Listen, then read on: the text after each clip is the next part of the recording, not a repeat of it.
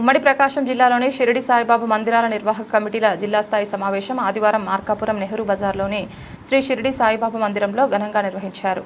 జిల్లాలోని కందుకూరు, కొండెపి, సింగరాయకొండ, ఒంగోలు, అద్దంకి, దర్శి, కనిగిరి, గిద్దలూరు, ఎర్రగొండపాలెం, మార్కాపురం తదితర ప్రాంతాల నుండి సుమారు 50 మందిరాల ప్రతినిధులు పాల్గొన్నారు. సమావేశానికి జిల్లా కార్యదర్శి గోపాలని హరిహరరావు అధ్యక్షత వహించారు. సందర్భంగా వివిధ ప్రాంతాల మందిరాల నిర్వహణ, అభివృద్ధి కార్యక్రమాలపై సభ్యులు విస్తృతంగా చర్చించారు. జిల్లా కోశాధికారి దేవకి సుబ్రహ్మణ్యం మాట్లాడుతూ ఆంధ్ర రాష్ట్ర షిరిడి సాయి భక్త సమ్మేళనం నిర్వహణకు చర్యలు తీసుకోవాలని, రాష్ట్ర స్థాయి సమావేశానికి అందరూ హాజరు కావాలని కోరారు.